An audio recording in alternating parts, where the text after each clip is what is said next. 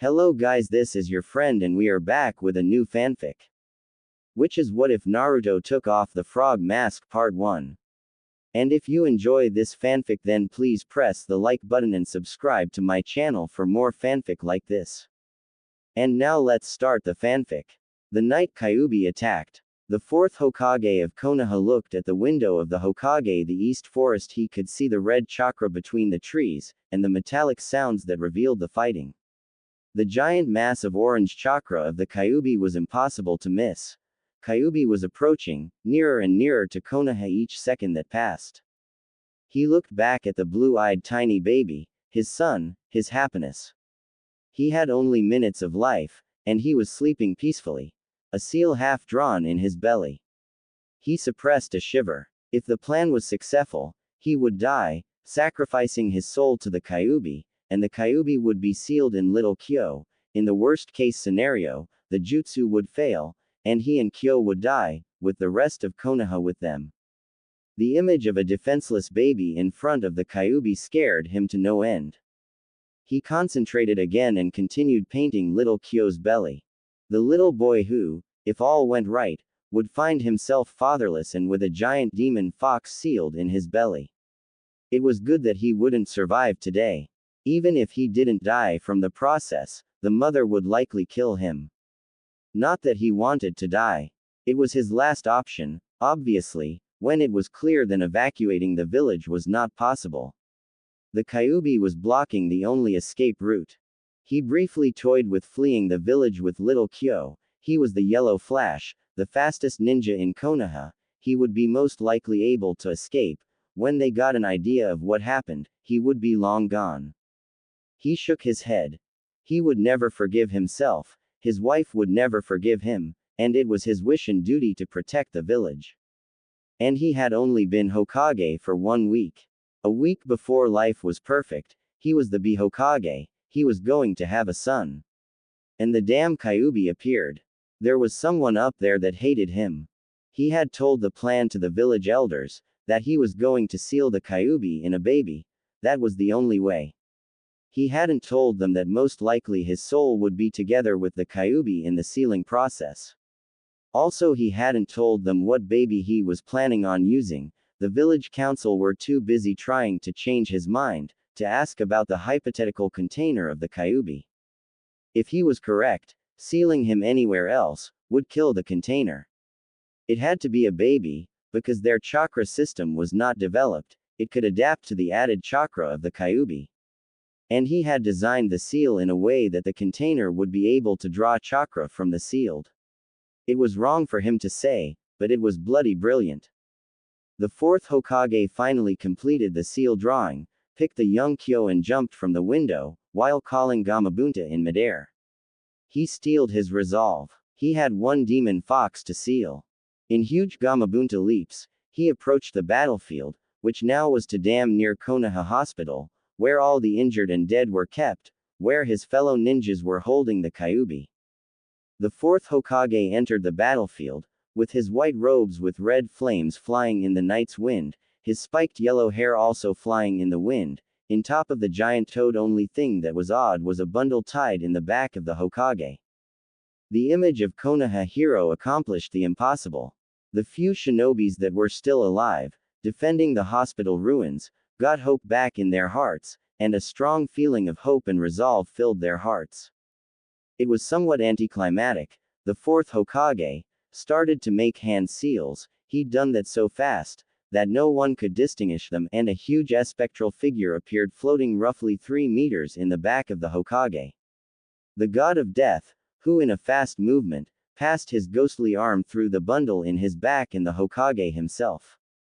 The yellow flash performed his trademark jutsu, and in an instant was in front of the fox. Strangely enough, Gamabunta was also transported with him. And then the Hokage made a hand seal.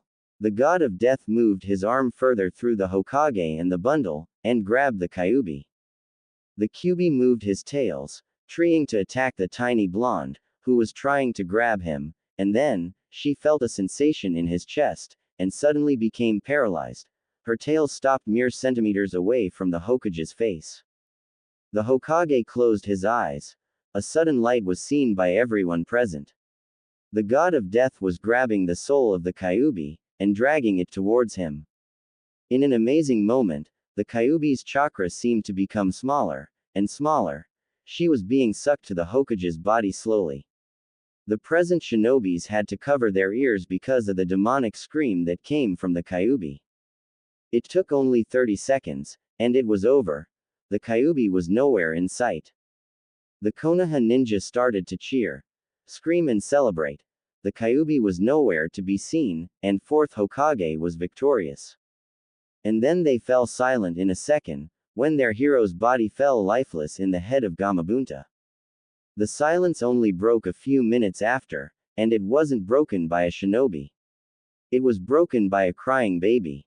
It was hours after the attack, when one puzzled and intrigued Sarutobi, now resuming his duties as Sandaime Hokage after his successor sacrifice, named the unknown crying infant Uzumaki Naruto. Chunin exams, second test, 67 hours remaining. I will give you our scroll, if you let us go, Sasuke said to the white-faced creepy guy. Was Sasuke crazy? How was possible that he would give the scroll to the enemy? It was impossible, unforgivable, sickening, totally wrong. That was not Sasuke. That one was a coward. And Sasuke throwed the scroll to that white-faced guy. Was he dreaming? He wouldn't allow that. Naruto jumped, and caught the scroll in midair. And then Naruto punched Sasuke. It was hardly possible that the white-faced creepy guy would let them get out even if they gave the scroll. Naruto hoped that the punch made him react. Fighting someone who had Sasuke scared silly was something he dreaded and awaited eagerly. Sasuke was scared, so he had to finish the job himself. He charged to the enemy. And the enemy summoned a giant snake and commanded it to eat him. He felt angrier than ever. And his whisker marks widened, his eyes changed color from his ble sky blue to light red. He felt the fox chakra engulf his body, new smells entered his nose, and he could hear the snake moving clearer than ever. He was falling to the ground, the snake following him shortly. And then the snake changed his trajectory, going to Sasuke. A Sasuke that hadn't moved since he charged to the white-faced creepy guy. He made a quick leap, and put himself in front of the snake, stabbing his nose with his kunai, and pushing with all his Kyuubi Ichant forces against it. He succeeded. The snake didn't reach Sasuke with a pair of meters to spare. And Sasuke still hadn't moved. Was he stupid or what? Hey, are you alright, scaredy cat? It was satisfying, really. He wanted to say that back to him since that time with Tazuna and the demon brothers. But there was no time to gloat.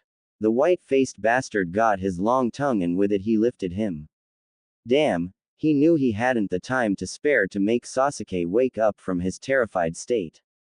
He could not move. The pale guy had him in an iron grip with his tongue and lifted met face to face. And he was helpless. He kept struggling to couldn't die there. He had still to become Hokage. And Pale Face said that he was the nine-tailed fox. He knew. How? He was a grass nin, it was impossible that he knew. He moved harder trying to get out. The creepy dude was doing something to his belly. Great. Was the grass shinobi a pervert? He looked at the hand of the grass nin, there were 5 smaller blue fires, that looked bad. He moved harder, he tried to kick the grass shinobi. The grass shinobi shouted, Gojio Fuin. 5-element seal. He felt a burning sensation to his stomach, and immediately after the burning sensation started spreading all around his body. He felt the Kyuubi chakra leaving him, his eyes turning back blue, his conscience fading. The world was tuning black, and he felt himself falling. The last thing he saw before losing consciousness was Uchiha Sasuke. Sasuke bastard was still there frozen in fear. And they called him stupid. Well, he was the one falling to his death. Was he dead? He looked around. If he was dead, definitely he wasn't in heaven. There was no free ramen at hell then. It was different from what expected hell to be. He expected a huge dark cave, raging flames, huge demons, boiling cauldrons, sulfur smell, that sort of thing. All in a shade of red. He didn't expect dark passageways filled with water. Well, he had nothing to lose. He was already in hell, right? He followed the passageway. Yes, it was hell. His own personal hell. There he was, in front of Kyubi. Or what he supposed was the Kyubi. Not that he wanted to meet him personally, thank you very much. It was a giant cage, with steel bars. Oddly enough, there were two sets of bars. The first ones, nearer to the Kyubi, were vertical, and the second set, nearer to him, were horizontal. Author notes: the second set are products of Orochimaru tampering with the seal. He sighed in relief. At least, the beast was sleeping. He didn't want to meet the Kyubi. The giant furball was the responsible that his life was shit. Well, not that it really mattered. He was already dead. He looked at the sleeping Kyubi, wondering if he should wake him. What would he ask him? When he was thinking about it, a voice startled him. It had been a long time, Kyo-kun. He turned himself. There was another cage. And inside of it was a smiling dead man. The fourth Hokage. Naruto stared at the supposed dead man. The smiling dead man. The smiling bastard that sealed the furball in his belly. He couldn't control himself. He pointed with his finger at the man and shouted. You bastard. You are the responsible for sealing the furball in me. You destroyed my life. Naruto outburst had an effect that no previous outburst from him ever had. The receiver of his angry shout looked so sad, that would break the heart of the most evil being in the universe. The man responded, with a sad voice. Trust me, Kyo, there was no other option. If there was, do you think I would have done this? He moved his hand in a wide arc, pointing at his surroundings, the snoring Kyubi, and the bars in the cage. Naruto continued looking at him. The man continued. Do you think I wanted to die? Do you think I wanted to seal her in you? What kind of heartless bastard you took me for? Kyo, there was no other option, he said, while tears appearing in his eyes. Naruto was puzzled. Who was Kyo? Why was the fourth calling him that? He scratched his head, and asked, who is Kyo? The man's eyes widened. He was speechless. In a shaking voice he asked, "No, you, but..." It's impossible. She whispered to himself, she would have told you. It's impossible. The man looked at Naruto's eyes and said, it's your name, Kyo, Kuchiba Kyo. That name rang a bell in Naruto's head. He had somewhere else that name. Where he had heard it. Naruto tried to recall it. When he had heard about that, yes, Iruka-sensei had said it in History of Konoha class, yes, she knew. It was the second Hokage, right? Was he related to the second Hokage? He asked the man. So, I'm related to the second Hokage. The man seemed even sadder when he said that. He said, while now avoiding eye contact with Naruto. No, the second wasn't a Kuchiba. My name is Kuchiba Kiro. The man paused, and then added, I'm your father. Naruto lost his step, and fell backwards in the water, wetting himself, while looking at the caged man, who revealed himself as his father. He stared, his mouth hanging open. Kuchiba Kiro was seated in his tiny cell, in a big rock that was barely surfacing the water. He was wearing the traditional Konoha Junin uniform, complete with camouflage pants and a flak jacket, a white cape with burning flames decorating it. He had his Konoha forehead protector tied in his right shoulder, and his spiked blonde hair reached his shoulders. He looked no older than 22, the age he had when he died. Liar. Naruto shouted while observing the fourth reaction. Was that serious? Was that true? Naruto asked. You are my father. How? Naruto asked, while looking at Kiro with hopeful eyes, like a dream come true, inwardly dreading the truth. That it was a lie. That he would wake up and find that it was a dream. That he was alone again. The man smirked. An evil idea entered his mind. Do you mean you don't know how babies are made? Well, it's an interesting concept, he said, his eyes betraying his inner mirth. He continued, do you know about flowers and bees? No, shut up, I already know that. Naruto shouted. He glared at the older man who was laughing at him. I mean, I was told I was an orphan, no one told me who my family was. The man regained his previous serious attitude immediately. Your mother didn't tell you? Naruto looked confused. My mother. I am an orphan. The third told me that my parents died during the Kyuubi attack. The fourth seemed really surprised by that statement. What happened to her? Last time he'd seen her, she was sleeping peacefully, after Kyo had been born. She was only tired. How was that possible? She wasn't there to take care of Kyo. The only answers for that were that she wasn't able to do so.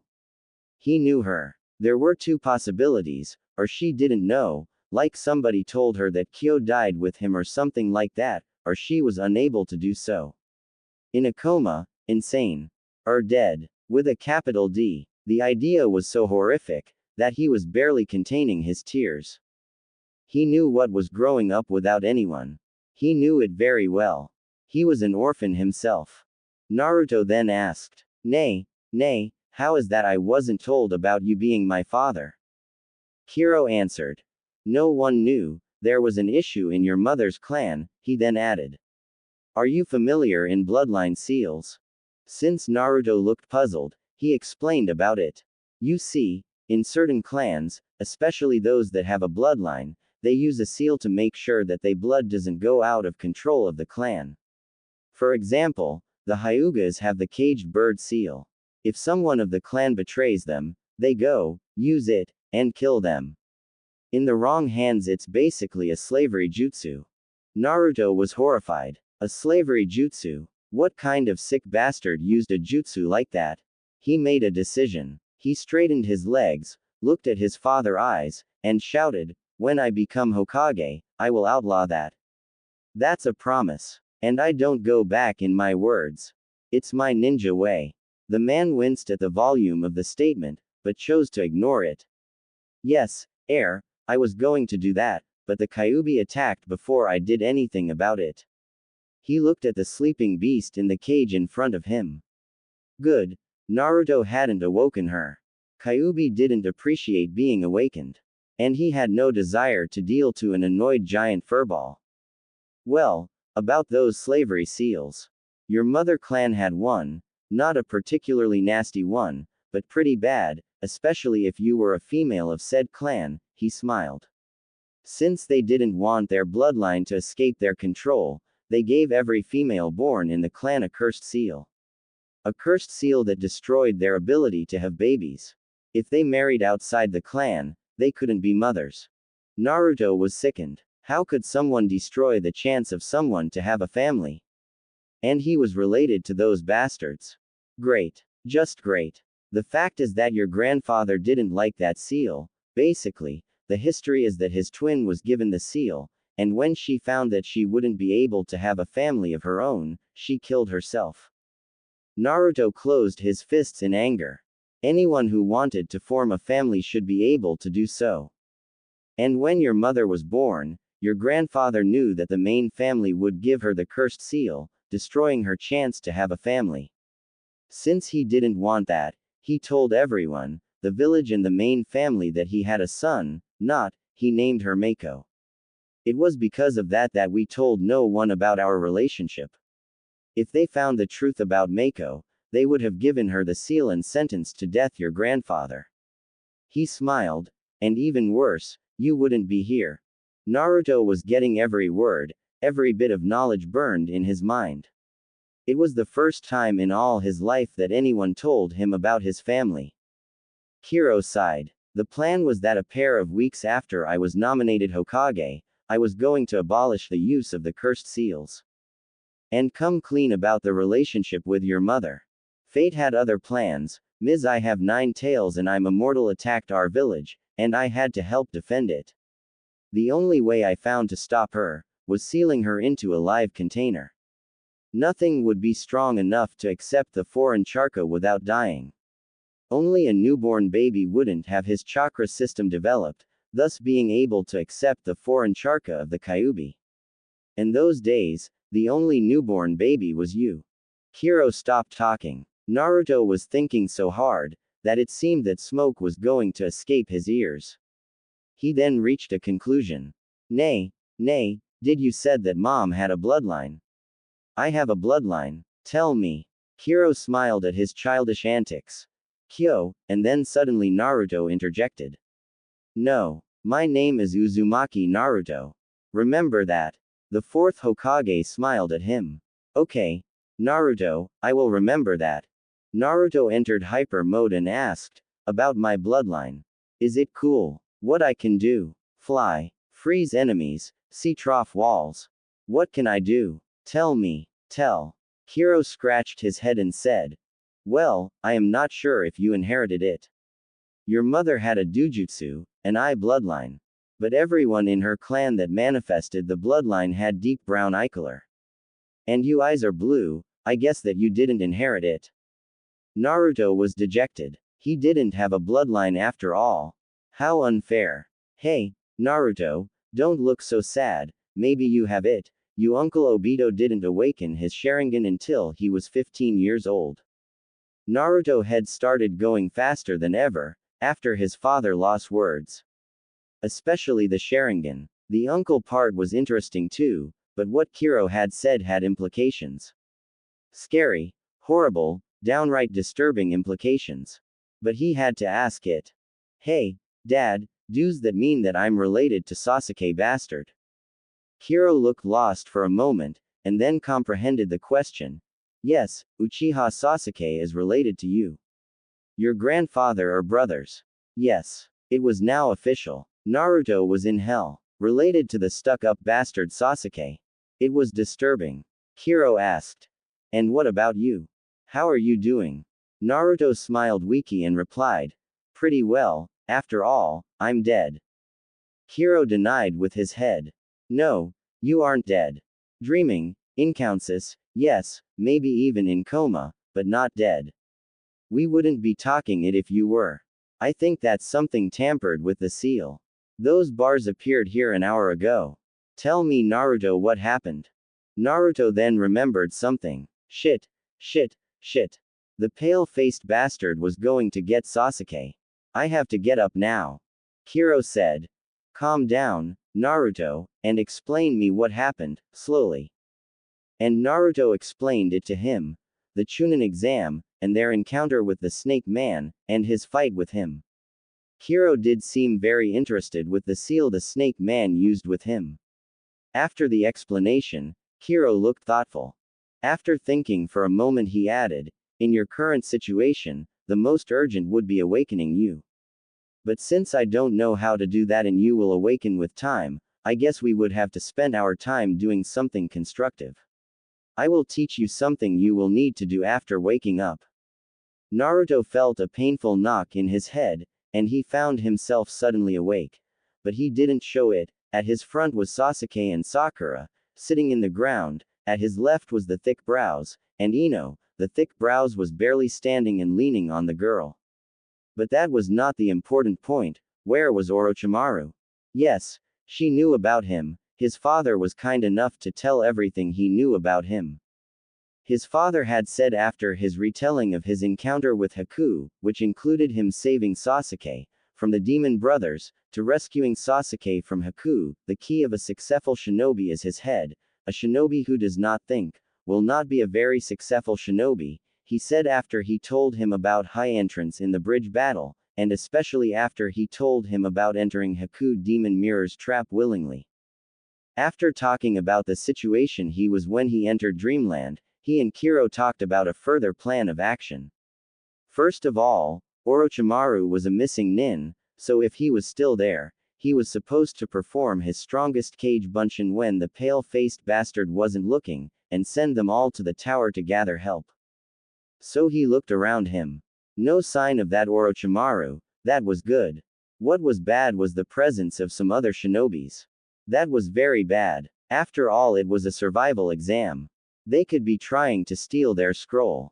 Yes, definitively they were trying to steal their scroll, so he suddenly jumped up, grabbed a pair of kunai from his kunai pouch, and was going to launch them to the battered Lee and Ino, when he found that he couldn't move.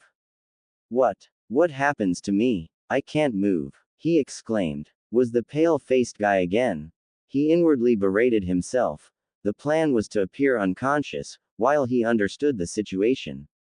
And he forgot to check behind him. What kind of ninja he was.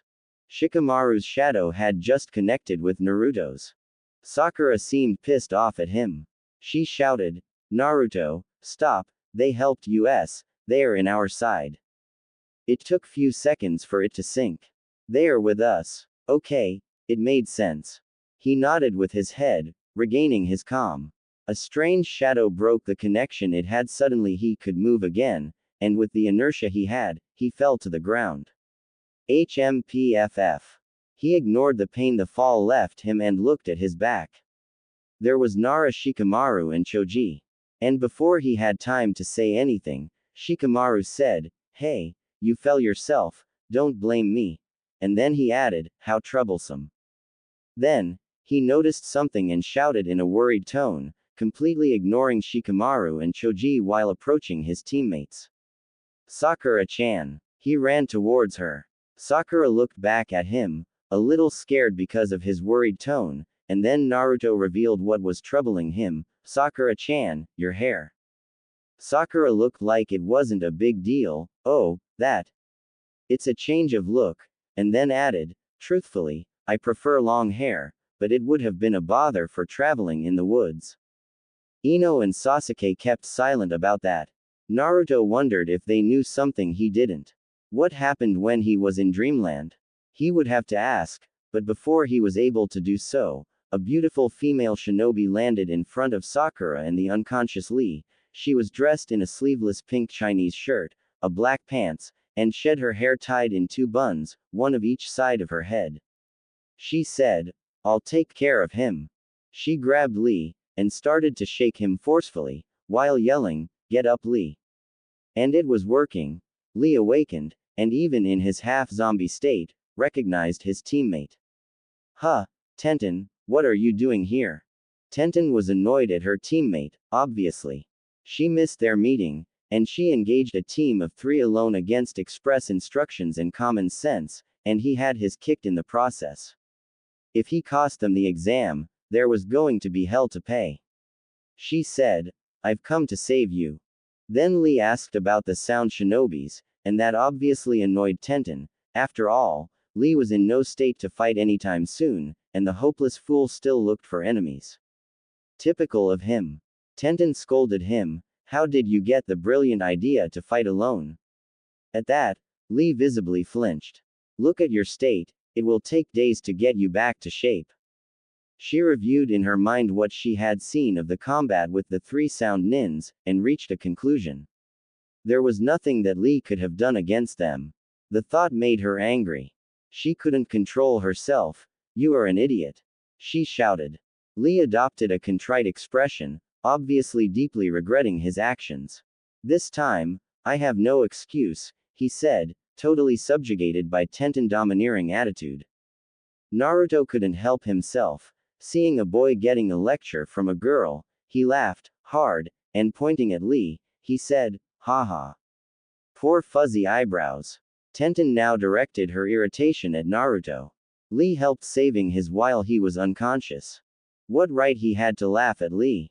She briefly toyed with the idea of sending a pair of throwing kunai towards him as punishment, but Sakura beat her in giving punishment to the loudmouth. She punched Naruto so hard, that he flew literally 20 meters before landing. Tenten respect towards the pink-haired Kuonichi rose from, "I can't believe they let her become a Kuonichi, category 2, is she idiot or what, category." She punched him hard and she knew he deserved it, but injuring your teammate in the middle of an exam wasn't a good idea. At the other end of the clearing, Shikamaru commented to Choji, "Handling girls is not his thing, I guess." Sakura then thanked Lee. "You have made me realize something. I think now I'm a little stronger." Tears appeared in Lee's eyes after Sakura's statement. But a thought was still in his mind. He was unable to defend Sakura. "I'm not strong enough," Lee said, and then looked at Sasuke. "Sasuke, you must be truly an Uchiha genius, you made them run away where I was beaten in an instant." That surprised Sasuke. He knew how strong Lee was. he lost against him before the first exam. How was possible that these three defeated Lee? Was that mark responsible for that? Lee painfully got up, and looked at Sakura. The lotus flower of Konohagakure village will bloom again. And next time we met, I will be much stronger. I promise it. Tenten felt relief a little at that statement. Lee was back to his normal self. Well, as normal as Lee could be. Sakura felt touched by Lee's determination. She smiled at him. All right, she said at him, while Naruto pouted. Sakura never treated him that way. It was unfair. Then Ino shouted at Sakura. Sakura, come here a moment. I will fix your hair. Ino actually fixed Sakura's hair, while trading with her some insulting remarks, especially about her hugging Sasuke. The animosity between the two Kuonichis reaching new heights. Meanwhile, Neji mentally evaluated Sasuke's ability as a ninja. He liked challenges. XXX. Chunin exams, second test, 38 hours remaining. Naruto looked around. He was alone. Finally, he volunteered to go looking for wood, but for what he really wanted to do he had to be alone, not that Sakura complained about it. He was worrying about Sasuke, and having her time alone with Sasuke was a dream come true for her. Naruto seated himself in a big tree shadow, and opened his backpack. He got from it his mirror, an extremely useful ninja tool, good for looking around without actually exposing yourself, and for giving signals for friendly ninjas. He now took off his jacket and black t-shirt, exposing his torso to the morning breeze. Now it was the hard part. He subjected his mirror in the tree with a kunai, where it reflected his belly, and he used the monkey seal to mold Charka, like his father had said. Immediately, his seal was visible, a seal which was different from last time he'd seen it. Naruto reached his pack again, and grabbed his writing brush from a closed plastic container and placed it near him. Then he opened his kunai pouch and selected a small kunai, specifically designed to hide in our forearms. It was very small and sharp, perfect for the job it had to do. He swallowed. One mistake could have catastrophic consequences. He lifted his kunai, closed his eyes, and stabbed himself in his left arm, blood now flowing freely. He threw rapidly his kunai, and grabbed his brush. He moved it towards his blood, and let the brush soak as much as it could. He tried to calm himself. That was the easy part. He looked at the seal in his stomach using the mirror, mentally remembering the seals and symbols his father taught him to reverse Orochimaru 5-element seal. He started very slowly and carefully. The first step was that counterclockwise elephant seal. XXX. Chunin exams, second test, 37 hours remaining. It was done, the drawings of the seal were now ready. Now, it was the time to complete the difficult unsealing jutsu. He was now really nervous. That seal caged the Kyuubi, the strongest of the Yukai, the demon who massacred in less than an hour more than a quarter of the shinobi contingent of Konoha. And he was tampering with the seal that caged the immortal demon, under the instructions of a man he only met in his dreams. Yeah, he was insane. He steeled his resolve. He promised he'd do it. And wasn't the greatest Hokage that ever lived yet, so he had to do this. He started to make the hand seals. Yes, the 57 of them. A long list of hand seals he had to memorize in those short hours of sleep. He started doing them, in fast succession. Monkey, ram, monkey, tiger, boar, bird, monkey, rat, dog, horse, serpent, dragon, hare, tiger, bird, ox, rat, horse. Rat, ox, dragon. The jutsu was complete. Naruto felt the pulsating chakra in his hands, only one last thing to do. There was something he forgot thought, but he couldn't put the finger on it. He ignored that feeling, and continued with the instructions. He forcefully pushed his hand with glowing charka against his seal. The red drawings around the seal were now slowly being absorbed by the glowing blue chakra, and the Kyuubi seal, leaving his skin clear of blood. The process was getting more painful every second that passed. The pain in his charka system was unbearable. It was like his body was all covered in fire, he felt an immense chakra escaping from the seal, and slowly filling his chakra system. His eyes turned to a deep shade of crimson, his birthmarks thickened, he felt his canines grow in his mouth, and his ears got pointy. He was completely surrounded by red chakra now, the chakra of the Kyuubi. His aspect was the same as the other time he used the fox chakra. When he couldn't stand any more, and was about to start to scream from sheer torture, the sensation started to recede. His birthmarks slimed again, his ears regained their lovely round shape, his eyes returned to his normal blue, and the burning sensation slowly disappeared. The process was eating all his energy thought. He was losing consciousness again, he realized, he felt weaker and weaker. And in a sudden moment of insight, he realized what was bothering him a moment ago. He used a mirror to help him draw the seal. Shit. In mirrors you get the image inversed. He had inversed the drawing. He cursed his stupidity. He wanted to throw more random insults at himself, but he exchanged his anger at himself for fear, when he heard the maniacal laugh of the Kyuubi. Ha. After that, he lost consciousness. A young man was pacing inside a tiny cell in a dark sewer, while whispering to himself, "He can do it," again and again, trying to convince himself. Kuchiba Kiro was nervous. Really nervous. Naruto was going to do a highly difficult unsealing technique without proper supervision, and with only a few hours of rushed training. The fact that he had to get it right in his first try was also a motive to worry about. What possessed him to encourage his little baby to do that? Well, the fact that there was no alternative. After their chat, he had learned that Jiraiya-sensei and Tsunade were no longer in the village. Even worse, Naruto hadn't heard of them in his life. He hoped they weren't dead. That was really bad. Only they had enough skill to unseal that 5-element seal. No one else in the village had enough knowledge to do it. Well, there could be someone able to do it. His information was 12 years outdated.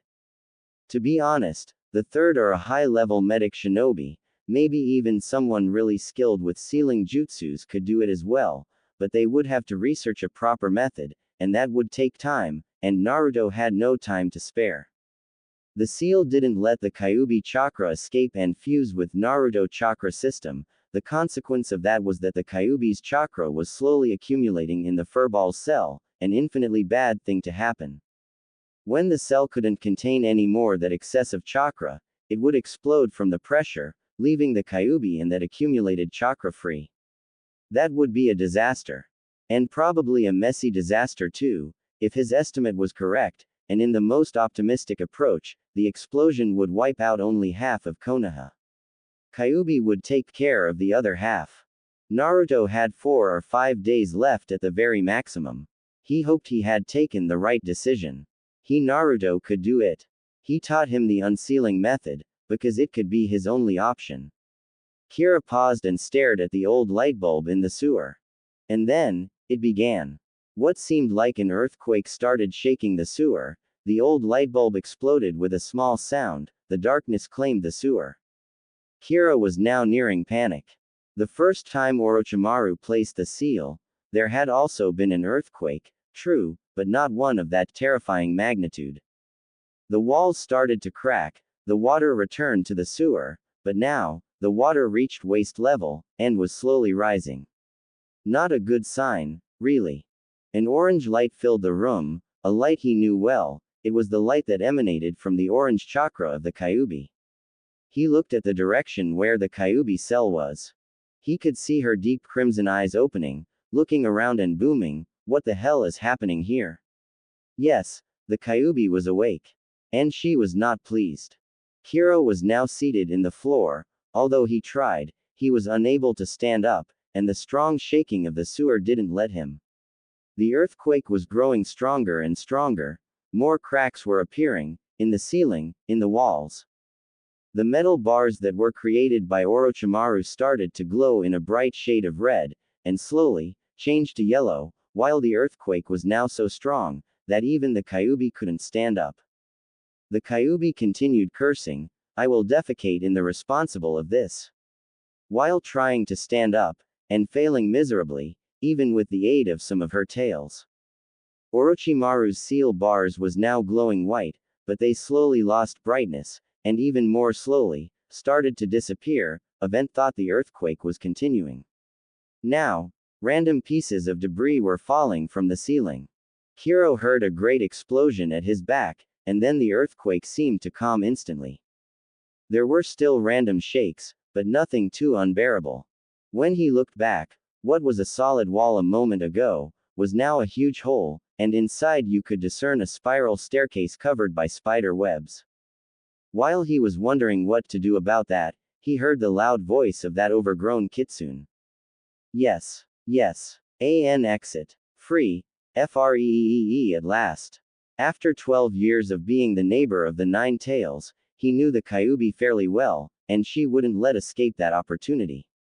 Hiro glanced back at the opposite cell, and what he saw frightened him. The Kyuubi had a huge hole in the wall of his cell, and there was also stairs going up. The Kyuubi didn't doubt about the course of action. World, get ready, this girl is back in town. She escaped through that hole while maniacally laughing, muahahahaha. Hiro cursed, and ran up into his set of stairs. Somehow, he felt that reaching the top first was a matter of life and death, so he ran upstairs at full speed. And for the yellow flash, the fastest ninja in Konoha, full speed was something near Mach 7, there would be a sonic boom if it wasn't for the fact that he was a ninja, a silent killer. He made no sound. The stairs were long, and he was starting to grow tired. It was already more than an hour at full speed, and being a ninja, his resistance was huge, but that maniacal laughter from the Kyuubi gave him forces to continue. There, finally, was light at the end of the tunnel. A doorway filled with light was at the end of the stairs. And without a second thought, he entered it. Chunin exams, second test, 35 hours remaining. Naruto regained consciousness like always, completely healed and rested. Yes, back to normal. Before the unsealing procedure, he felt sore and weary. Having a giant furball inside had some good points after all. 3 months ago, he believed that everyone healed that fast. Well, it was a tiny compensation for how the village treated him. He opened his eyes. He had no idea how much he slept. It was time to get back to the camp. Sakura-chan was now probably worried sick. A deep voice reverberated inside his head. Ooh, pretty colors. Naruto jumped 3 meters in the air, while looking around. Who's there? Naruto shouted. Silence, flee, I'm enjoying the environment. Naruto picked a blood-stained kunai from the ground, the one he used to draw blood for the unsealing, and looked at the surroundings, trying to locate the owner of the powerful voice. Show yourself, fight like a man. He shouted randomly at the forest. Kyuubi answered back. Man, you dare insult me, you sorry excuse for a living being. I'm Kyuubi, the greatest of all Yukai, ridiculous human. Naruto was now panicking. I messed up, it's my entire fault. Damn mirror. I'm the biggest idiot to ever live. Naruto thought. I agree, you are most definitely the biggest idiot to ever live. Naruto shouted. Hey, take that back. He tried to glare at the source of the voice, but he couldn't find it. He looked around madly, trying to locate it. After he was unable to find him, he asked. Where are you? The Kyuubi laughed. Ha ha ha ha, I'm closer than you think, I'm in your head, idiotic simian. Get out. Leave me alone. Go back where you belong. Naruto shouted as loud as he could. Do you think I will go back there, when in your head are more interesting things to do? Stop messing with my head. Naruto shouted. Messing. But if I hadn't done anything, yet. Naruto felt Kyuubi smirking in his head. I can see whatever you see, I can hear everything you hear, I can smell what you smell, and I can feel everything you feel. I bet I can control this ridiculous body if I try. Quote. I will not allow such a thing, a new voice said, a voice that Naruto recognized instantly. It was Kuchiba Kiro, 4th Hokage, Yellow Flash of Konoha, and his father. And how will you stop me, worthless monkey, easily ignorant fox? Kiro said. Thanks to the seal, To control Naruto's body, you have to overpower his conscious will. And since I'm here, my will too. I will help him to keep you in line. He added, in a cold and serious voice that promised hell. You will hurt Naruto over my dead body. Oh, how sweet, I'm going to cry, Kyuubi sarcastically said. Do you really think I care about that pathetic simian body? I'm the greatest of all Yukai, I will not lower myself to steal an inferior being pathetic body. Naruto was now pissed at Kyuubi. My body is not pathetic. He shouted. He was lucky he was alone in his section of the Forbidden Forest, because if someone heard him talking alone, not only he would be attacked, he would be labeled as crazy. Ha ha ha ha ha, your offspring is surely amusing, Blondie, I didn't laugh that much in the last 300 years. I will enjoy watching him immensely, Kiro voice added. Yes, he is something special. Now, to more important matters. What did you do to the seal? Naruto hesitated, and scratched his head. I kind of messed it up, you see, I used a mirror, Kiro shouted. What, you made the seal backwards? What kind of moron are you? Naruto winced at the volume his father used. It's not really nice having someone speak in your head. That, and the angry tone his father had. He only knew he had a father for less than a day, and he was already pissed off at him. What a wonderful son he was. Kyuubi boomed in laughter, ha ha ha ha ha ha ha. I can't believe it. The little baboon is even more stupider than I thought. Ha ha ha. Shut up, you oversized furball. Naruto shouted. The Kyuubi stopped laughing. And then Naruto asked. By the way, what is a baboon? It is interesting to say, that the Kyuubi laughed even louder at that question. Also refused to answer said question, which annoyed Naruto immensely. Naruto wanted to know what a baboon was.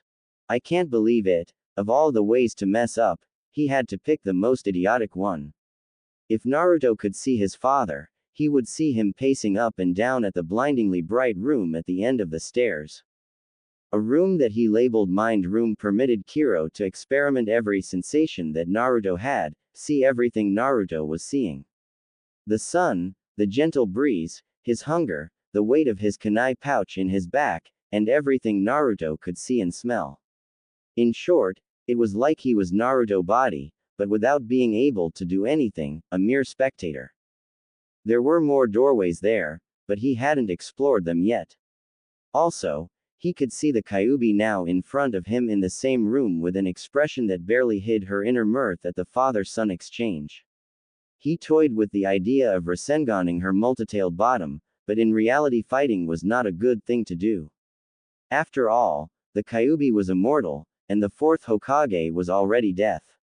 It would be an infinite fight. Naruto said, Nay, I have to go back to my team, they will worry about me, I don't know how long has passed. Kiro sighed. Okay, we will talk about it this night.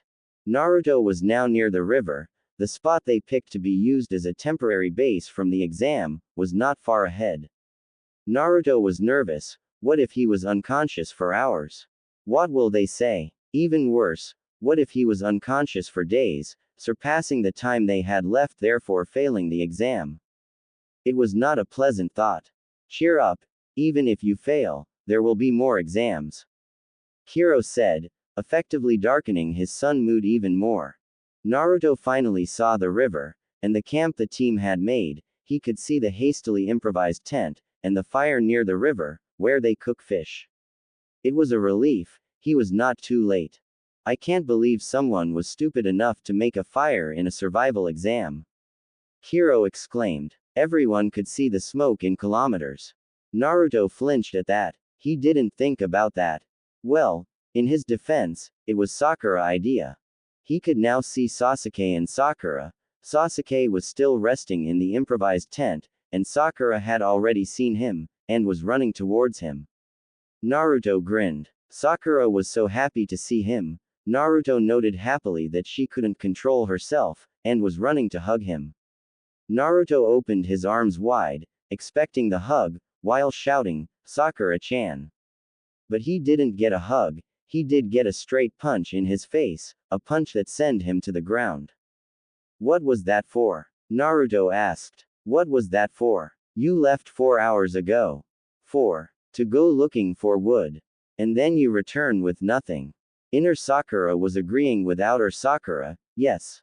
He is an idiot SHANAROO. Naruto was scared by her teammate temper.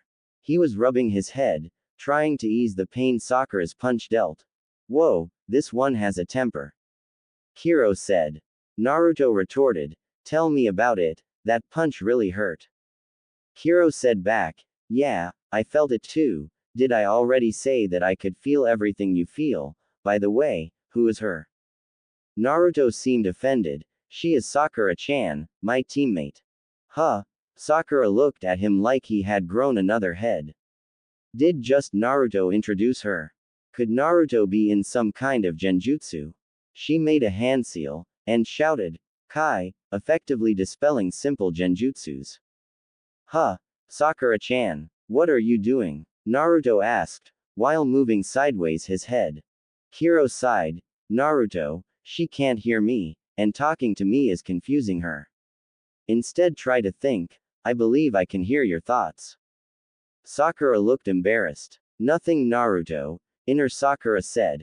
How could I have thought that Naruto was in a genjutsu? His mind is too simple to be affected with that. Really? Naruto thought, you can hear me. Yes Naruto, I can hear you. Cool. Naruto thought, can you do telepathy too? Hiro just ignored that question.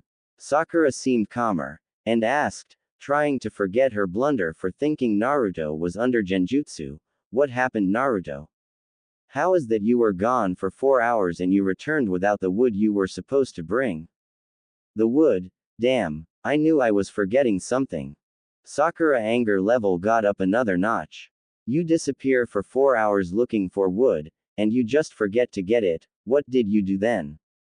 Naruto was panicking now. What I say, I can't tell her that I had gone to lift the 5-element seal Orochimaru put to the Kyuubi seal.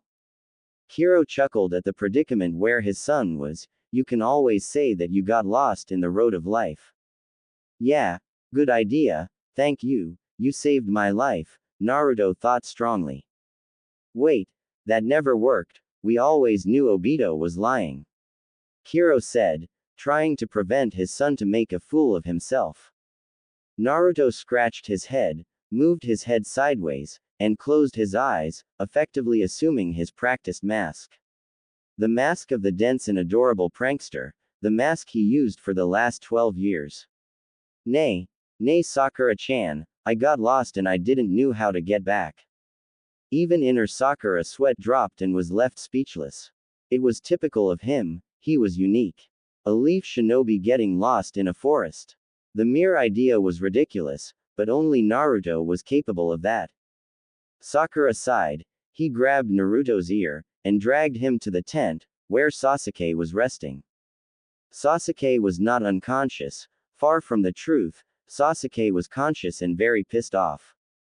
His two teammates allied themselves and ordered him to sleep. Their argument was that he was exhausted and needed rest from that fight if they wanted to pass the exam. Sasuke was not fooled thought. The reality was that Sakura wanted to take care of him. The thought that he was not capable of taking care of himself made him scowl. He was perfectly capable of taking care of himself, thank you very much. Naruto's motives were darker. He knew, the blonde enjoyed him being miserable, so he agreed wholeheartedly when Sakura suggested that he had to rest, and that they would take care of everything. Sakura was still scared, the vision of Sasuke covered with a violet chakra and black marks covering half his face was always present in her subconscious. The cursed seal made Sasuke act like a psycho, and she barely stopped Sasuke from killing those sound nins. Thank God she and Naruto managed to convince Sasuke that he had to rest. She looked at the annoyed Sasuke. It had taken a good deal of arguing to have him agree that they needed to rest, at least until the last day of the exam, that they were in no condition to continue. He knew him a little, his arrogance won't let him admit that he couldn't continue, especially if Naruto was in a better state than him. That scaredy cat comment Naruto said to Sasuke had done more harm than good, reigniting their rivalry to new heights. Sakura yawned. It was her turn to sleep now, it was now Naruto's turn to watch. Good night Naruto, wake us if there is some problem, or at dawn. She prepared her sleeping bag next to Sasuke. While secretly inner Sakura was suggesting to sneak into Sasuke's sleeping bag. XXX. Team 7 campsite, Chunin exams, second test, 30 hours remaining. Naruto was seated in front of the tent, where his two teammates were sleeping, talking to his father.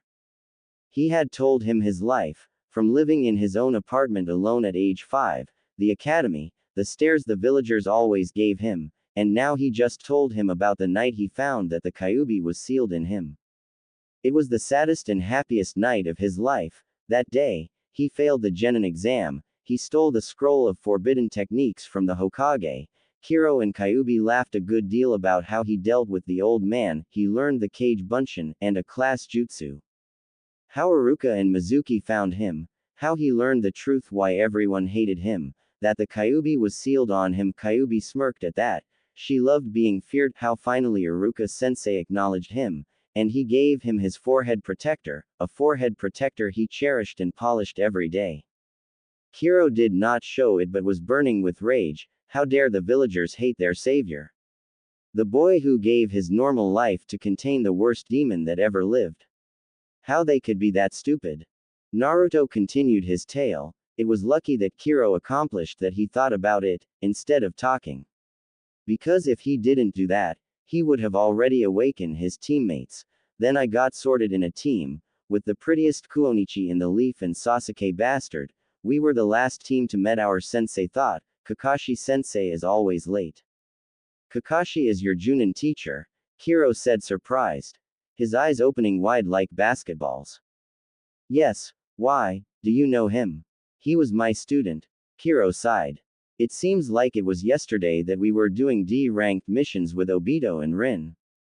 You taught Kakashi sensei. You did a lousy job, he is always late. I know, Obito's dead hit him hard, since then, every day he pays his respects to him every morning. It's because of that he is always late. Ha! Great teacher. Your students OR are always late. Kyuubi said. The two humans just ignored her. Huh, who is that Obito dude you kept talking about? Naruto said. Hey, I just delivered a pearl of wisdom, said the Kyuubi, clearly annoyed she was being ignored. Naruto and his father continued without acknowledging the demon words. He was your uncle, Mako, your mother, had two little brothers, the middle one was Obito, he was in my team, the youngest one, Shisui, wasn't in the academy yet when I died. About Obito, he is somewhat like you, he was believed to be a disgrace for the Uchiha clan. You should know that an Uchiha starts to show signs of the Sharingan when they hit around 10, I don't know exactly what are those signs, but what was a bad omen was that he needed goggles. No Uchiha who awakened the Sharingan before needed goggles, and wearing them was the biggest disgrace for an Uchiha. So when he hit 15 without awakening it, the main house unilaterally decided that Obito had to drop his career as a ninja, because his inability to awaken the Sharingan was shaming the Uchiha clan.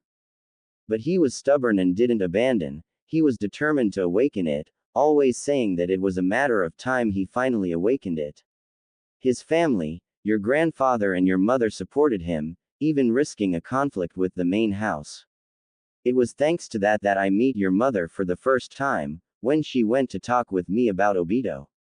Oh, how romantic. Excuse me while I go puke. The demon said. Kiro tone saddened, while continuing his tale. Obito died in Kakashi's first mission as a Junin. That day was Kakashi's birthday. Obito forgot to give him a present, but promised him he would give him something. That day, he finally awakened his Sharingan, but shortly after that he died protecting someone he acknowledged as a friend. He protected Kakashi with his life. His last action was giving his hard-earned eye to Kakashi, as a birthday present. He was truly an hero of Konoha, and a shinobi worth looking up to. I'm Kyuubi, the greatest of all yokais, I create earthquakes with my tails, I breathe fire, I eat cities for breakfast. You can't ignore me. Hiro sighed. The Kyuubi was so annoying. He continued with his tale. It's a shame that the main house of the Uchihas never understood that. I should not tell you this, but your mother heard Sasuke's father saying that it was a relief that the disgrace of the Uchiha clan died and that he couldn't shame their precious name anymore. Naruto was crying now, the story had touched him deeply.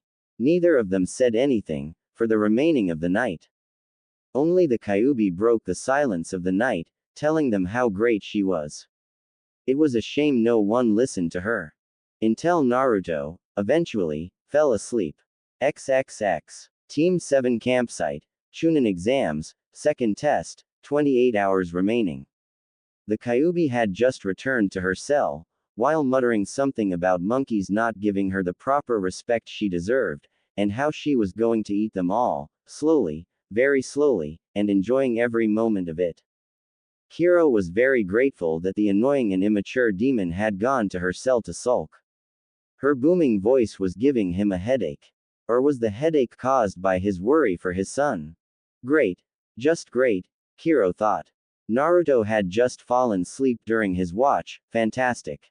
And you want to become a Chunin? Naruto was responsible for his teammates' lives. Falling asleep during watch was something he could not condone, and something no Chunin would do. He had a long way to go if he wanted to be a competent shinobi.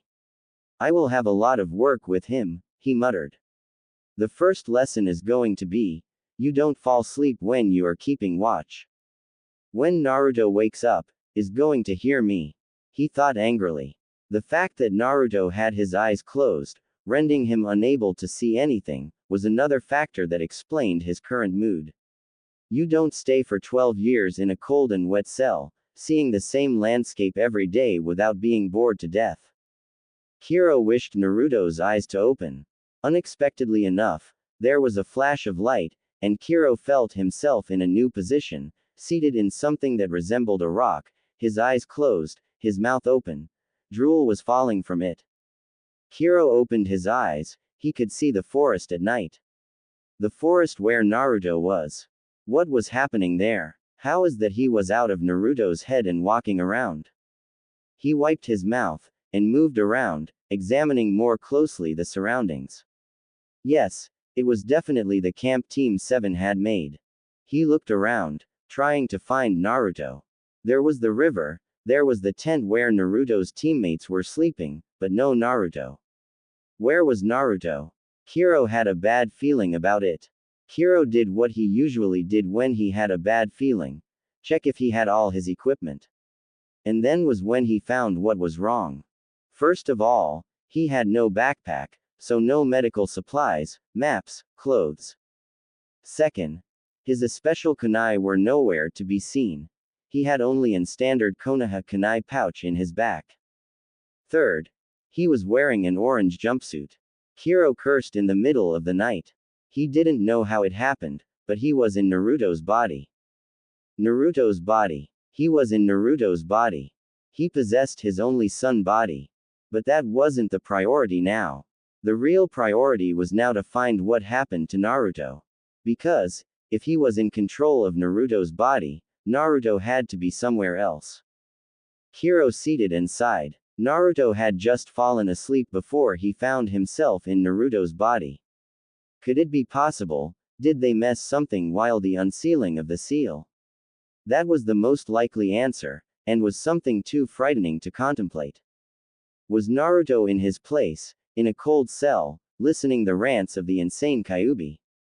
Well, there could be a way to find out. He concentrated, and tried to contact Naruto. If he and Naruto just exchanged places, he should be able to contact him.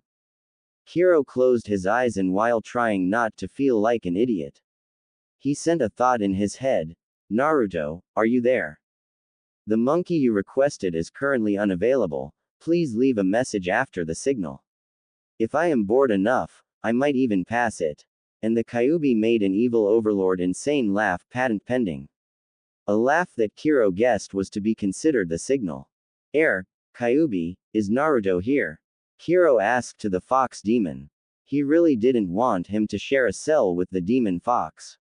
The influence the insane, egomaniacal, demon lord could have in his impressionable baby could be devastating. Are you the densest simian in existence, or perhaps playing dumb? Of course the baboon is here. How is that possible? Asked a very puzzled fourth Hokage. The demon fox smirked. Let's see. It's time for a wonderful and invaluable lesson in basic logic, conveniently watered down so even simians like you could understand. Hiro remained silent. The Kyuubi was always sarcastic and demeaning, but her knowledge was unsurpassed.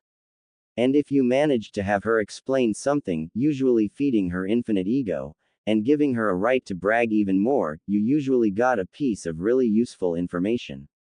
Let's see. When the incompetent little baboon attempted to lift the seal that the snake put, he messed up.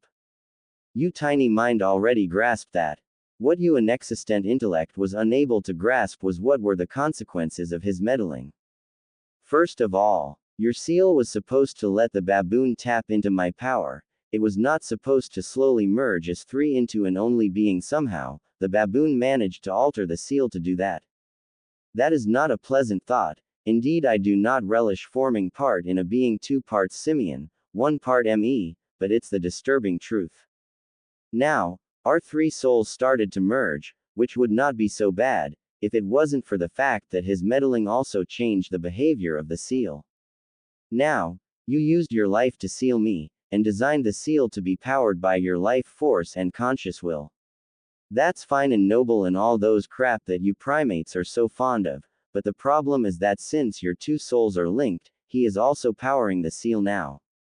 The problem is, that since he is actually alive makes his soul the principal energy source of the seal. Hiro was still absorbing the information when the bomb dropped. What? Naruto was the principal energy source of the seal. Hiro was panicking. Did that meant that Naruto was stuck in his old cell? No, that was impossible. Yes, idiotic simian, but do not worry, as I said, your souls are linked, so the seal picks energy from your 2 souls instead of only yours. It has no bad side effects at all. I'm spared of that because I'm the one sealed. And about the location of your pathetic offspring, you guessed right, he is sleeping in your old cell. Hiro tried to interrupt here, to ask questions about the state of his son. But when he was opening his mouth to interrupt, the Kyuubi cut him. Silence, disrespectful monkey. Do not dare interrupt me. The Kyuubi lowered his voice, almost turning it into a soothing voice, a voice meant to calm a frightened child. I know what are you thinking, and no, he isn't trapped in your old cell. Quite the contrary, I think that you both monkeys would be pretty happy for the outcome of the little baboon blunder. As I just said, the seal is powered by life force and conscious will, right? Good. Originally, your soul and will. But now, after that disaster, since your souls are linked, he is the primary source of the seal power, meaning, the seal takes most of its energy from his soul and will. That in itself has no consequence at all. He would not be able to feel it, and a soul is an infinite source of energy. What is the problem then? Quote. Hiro remained silent. He had no idea what went wrong. The Kyuubi sighed. I can't believe you are unable to guess the problem. I bet the little baboon inherited your stupidity. I will be brief. 1. The seal requires conscious will. 2. He is now the primary source of power of the seal. Quote. 3. He went to sleep, therefore no conscious will. Consequence. You take his position as the primary source of power for the seal when he sleeps, meaning you and him switch roles. So you are in charge of his body. When he sleeps, goes to your former cell, and he won't notice because he is sleeping. When he awakens, you go back to your cell and the little baboon to his body. And this is the end of today's Professor Kyuubi great lesson. I expect your homework tomorrow. Class dismissed. Hiro Mind didn't acknowledge the parting joke of the Kyuubi after a while. He was too busy exploring the consequences of what Kyuubi said. Starting today he would be in charge of Naruto body when he would visit Dreamland. XXX. Hiro was seated in the rock. He had just finished setting a few basic traps. The poor quality supplies Naruto had at his disposal were so few and battered it was a challenge worthy of his skill. That was something he wondered. How was possible that a genin was unable to afford a decent quality equipment? When he explored his weapon pouch and his backpack, he was surprised to find so few and old supplies. Hell, some of his equipment was outdated when the third Hokage was a genin. Did the pay for doing D-ranked missions? At least he maintained those few rusty tools in a clean and sharpened state. Well, he had the basics covered. He didn't oil them, and he didn't paint them black to avoid the sun reflecting in them, and there were some rusty parts in some of his few kunais. Well, proper care of ninja equipment was going to be a subject of his upcoming lecture. If the boy wanted to be a competent Hokage, first he had to learn to be a competent ninja. He had only 4 explosive tags, 12 shurikens, and 3 of them were broken. No smoke bombs, no thread, no pills, no medical supplies. Well, that one was somewhat reasonable. With the different metabolism Naruto had thanks to the Kyuubi, it was likely that some pills and medicines wouldn't work with him, or have completely unexpected results, and thanks to his fast healing rate, they were rather redundant. But what was unforgivable was the orange jumpsuit. It was like a neon sign that screamed "hit me." Of course, thanks to Naruto's demonic healing and endurance, drawing the enemy attacks to himself wasn't such a bad idea. What was worrying him was why Naruto felt it was a good idea to wear such outfit, and if what he told him was true, he guessed it was to get as much attention as he could, because the boy was severely love-starved. That was something he was going to rectify. The boy would know that there were people who loved him, even if one of them was dead and sharing his body. Kiro sighed. What would he do during those nights he would stay in control of Naruto's body? Train. Well, he had done his good share of training, really, but only physical training would help Naruto. Chakra control and tactics would not help Naruto, only himself. Well, if he was going to help Naruto and take care of him at night, he would have to get familiar with his body. He could already feel that his sun chakra system was pretty messed up thanks to the Kyuubi. Which was bad, he would have to relearn chakra control. He opened a hand, and tried to form a Rasengan. It didn't work. He was only able to summon a tornado-like blob of chakra, not the perfect sphere he was used to make without difficulty. He sighed. There was a lot of training needed to catch up. Kiro looked at the sleeping forms of his son's teammates. They were sleeping peacefully. He didn't know them, of course. Hell, the girl hadn't been born yet when he died, but he wanted to talk to the Uchiha. His secret wife was a member of the Uchiha clan, although the main family couldn't stand her, so Sasuke was the individual in his immediate reach most likely to know what happened to his wife. Why she hadn't taken care of Naruto. She loved her baby dearly and there was no way in hell she wouldn't take care of him if she could. So despite how much the idea hurt him, something had happened to her. He was going to find what was. Although he doubted Naruto would be able to extract useful information about the other boy family, after they talks and some memories he was able to access, he could conclude that interrogation and information gathering without attracting attention weren't Naruto's strengths. Well, the boy had great potential, but his current abilities were very limited. Extremely high chakra capacity, enough that with proper chakra control he should be able to create a Kaden Jutsu around 12 times the size of Konoha, extremely high resistance, adequate strength and an amazing healing factor, and regeneration. It took several experienced medic nins, complicated seals, a lot of chakra, and a week-long process to restore missing limbs, and the Kyuubi said if it was necessary, her chakra could help him restore an arm in less than 20 seconds. But there were also the minuses.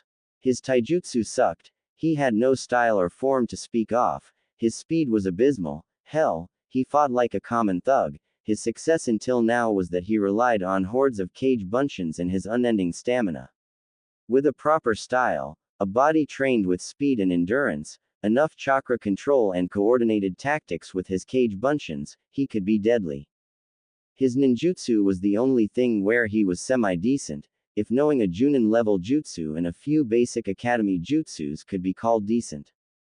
Genjutsu. Was the harem no jutsu a genjutsu?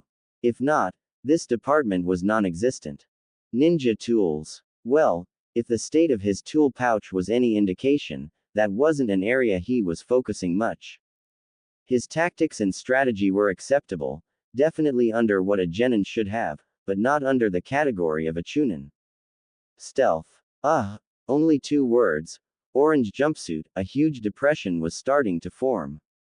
No, it was better not to think about that. And that idiot Kakashi nominated him for the chunin exam. Hiro would like to have a long talk with Kakashi. And Naruto had a long road ahead if he wanted to be Hokage indeed. Hiro opened the weapon pouch, and grabbed a kunai and a sharpening stone. There was a long watch ahead, and he had a long night to think about the best training for his son. XXX. The Kyuubi looked at the huge room filled with strange machinery. It looked like a 19th century factory, with several giant gears, manometers, pistons, hydraulic devices, a giant water wheel, and several other complicated devices all somehow connected. The Kyuubi eyes were drawn to the important part. Few parts of machinery were moving, and those that were, it was at in a slow pace. Everywhere she could see, she had a perfect sight, and it was a huge room, was rusty and broken. It looked like an abandoned 19th century factory. But the really important part was a giant digital panel in the wall. A panel that read in blinking red letters. Mind efficiency. 16%. So she was right. The boy had a potentially brilliant mind, but thanks to her demon chakra, he had been unable to reach his full potential. When she had met the boy the first time, she was shocked to find that the son of one of smartest and strongest human that she ever met was that stupid. And she had found the answer. She messed up. Of course, trying to help the boy inside her cell was not exactly an easy thing to do, and she managed to give him nearly endless stamina and regeneration. There was nothing impossible for her. But the truth was that her intervention had some unforeseen side effects. Well, perhaps she owed him returning his mind to what it was supposed to be. Not that she liked the boy, oh, no, she only wanted her container to be worthy enough for her. Well, maybe helping him in this department wouldn't damage her image. The father was a really nice simian. And the boy was adorable. What was she thinking? Was she getting soft in her 200.000 birthday? How could she find a lowly human adorable? She was a demon. She was above those feelings. She looked again at the broken machinery. Well, she owed the boy it. After all, she was the one that broke it. And she had nothing else to do. The Kyuubi reached a decision. That machinery was going to be repaired and returned to his former glory of 100% efficiency. She remembered the smile the boy had. She wondered if she was capable to reach at least 120% efficiency. Not that she would ever admit it, but she realized she liked the loud boy, so she was going to give her best shot. And several months later, his mind worked at 134% efficiency. Naruto was deep in thought during his improvised breakfast consisting of roasted fish they just caught in the river. It wasn't ramen, but that wasn't what was troubling him. It was weird, was the predominant thought in Naruto's mind. 2 days ago he didn't know who his father was, he didn't know that his real name was Kuchiba Kyo, hell he didn't know he was related to Sasuke bastard. That one was the worst of the lot. Not only he was related to Mr. Brooding, also, he was related to one of the worst criminals the Leaf had ever seen. Yeah, because now he knew about the Uchiha massacre. And it wasn't thanks to Sasuke. There was no way he would be asking any favor to the stuck-up one. No, it was thanks to Sakura, who knew everything worth knowing about the brooding Uchiha. With little effort, he was able to have Sakura give Sasuke life history. 2 words. Uchiha massacre. So the bastard had some insignificant reason to be stuck up. Good for him. What was of relevance was that the only lead he had to find his mother, he had a mom. Could you believe it? Was gone. Also, there was also the minor matter about having dad using his body when he had gone to sleep. The old man was pretty ashamed of it. Naruto didn't find any problem about it, really. When he slept, he wasn't using his body, right? And having him helping training would be very welcome. He could do the dishes and laundry too. Also, his reaction about learning about the Uchiha massacre was really odd. Wasn't he the legendary fourth Hokage?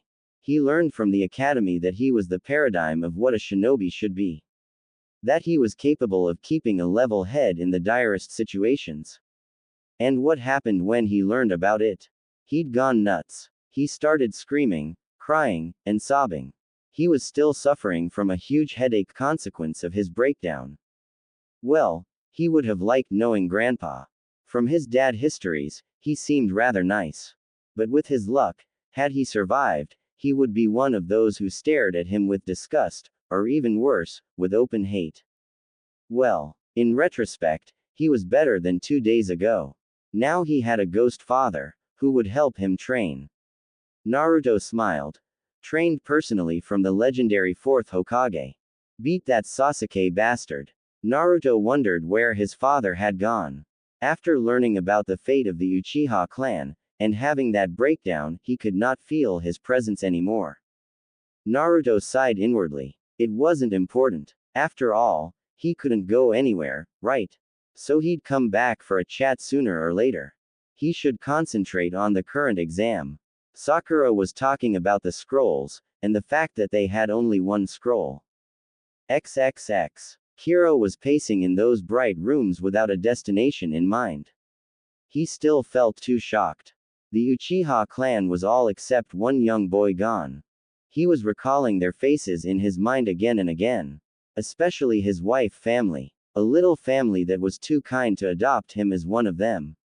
His early relation with them was a professional one. He was entrusted with the responsibility to guide Uchiha Obito in his first steps as a ninja. The day he visited them for information about the Sharingan, and what he should do to help him awaken it was the day that he met his adoptive family, the start of the friendship that he had with the wonderful woman that would eventually become his wife. He didn't knew then that she was a woman, since her family helped her masquerading as a man to avoid the sterility seal that the main house of the Uchihas forced in every woman to avoid their bloodline escaping their control. He got to know them in the short years past being Obito instructor and helping him become an excellent ninja. A task that seemed impossible due to the pressure of the main family to have Obito resign as a ninja, due to his inability to awaken the Sharingan. But Obito family was supportive of him, and defied the main family orders. He defied them too. He was sure Obito would awaken the Sharingan, he was too stubborn to back up. He smiled inwardly. Naruto shared that trait with his uncle, he was also too stubborn to back up. And then Obito fell in combat. No one of them did blame him for it. But he had blamed himself. His future father-in-law, Uchiha Yasutani, was the one that made him see the truth. He was not responsible for Obito's choices, he was powerful, but not infallible. And Obito finally accomplished his lifelong quest, he proved everyone he could be an excellent ninja, and awakened the Sharingan. That man was something else entirely. If someone asked for a role model, he would have thought of Uchiha Yasutani first. He respected Jiraiya sensei, but he was a pervert. The man was in his early 50s and he was the youngest brother of the current Uchiha clan head, Sasuke's grandfather. That made him the leader of the branch house of the Uchiha clan. Although his relationship with his brother was awful, because his older brother was a firm enforcer of the clan rules, regulations and traditions that eventually drove his twin sister to an early death, she killed herself because she couldn't have a family thanks to the infertility seal. There weren't much people that wanted to be tied to someone who was unable to give birth to a new life. If that wasn't enough, there was also the conflict the brothers had about Obito. Yasutani fought all his life without success for a change in the clan policy that would give Uchiha women the freedom to form a family. He even told everyone that his daughter Mako, Kiro's future wife, and Naruto's mother, was a boy so she could have a chance to form a family of her own. A treason to the Uchiha clan that if found, would mean immediate death for him. It was so sad. If the Kyuubi attacked only a month later, With his authority as Hokage, he was the Hokage for only a week. He didn't have enough time to do any serious reforms. He would have forced the Uchiha clan to change its ways and Yasutani's lifelong wish would have been granted. Kiro sighed inwardly. He had wondered shortly after Naruto recalled his life what would have happened if he and Mako didn't plan to surprise Yasutani and told the wise old man about their secret marriage and upcoming son. Now he had the answer. Naruto would have grown with a loving family, and eventually he would be brutally murdered by Uchiha Itachi. A murderer he remembered as the little 4 years old that was always hanging with Shisui, the youngest son of the family. He really didn't know Shisui very much. At the time Shisui was born, he was training to become the 4th Hokage under Sarutobi himself, while still doing his duty as one of the village top Junins. Although his secret girlfriend and future wife loved Shisui to death and was always talking about the little baby in the family. And they were all gone. All of them. People he called family, people he called friends. There would be more bad news. After Tsunade Hime disappeared mysteriously, Orochimaru betrayed the Leaf, losing a third of Konoha shinobi to the Kyuubi, his own death included. Konoha's power was greatly reduced. Kiro continued to pace restlessly. He entered without paying attention a room filled with machinery and loud metal noises. There was a giant digital panel in the wall, which read, "Mind efficiency, 18%. And a booming voice greeted him. "Oh, the insignificant simian had somehow found his way here. Welcome to the presence of the greatest of all yokai. Make it quick, because I have a lot of work ahead." "Huh," was Kiro's intelligent reply. The Kyuubi was near a big cluster of gears, doing something with a giant monkey wrench, while 4 of her tails were preventing a piston to move. It did look dangerous indeed. But what was the Kyuubi doing? He stared for a short moment, and then asked, "What are you doing? Are you stupid, Simian? Can't you see how busy I am? This is a very difficult and precise task. One minor mistake could have terrible consequences that could take weeks to repair." Kiro wasn't worried about the Kyuubi tinkering with something in his son's body. In her words, she had no interest in possessing an inferior simian body, and she wanted Naruto to be the strongest possible. After all, the boy was the container of the greatest yokai, he had to be strong. The Kyuubi would not stand being second to anyone. The 4th Hokage shook his head, and waited.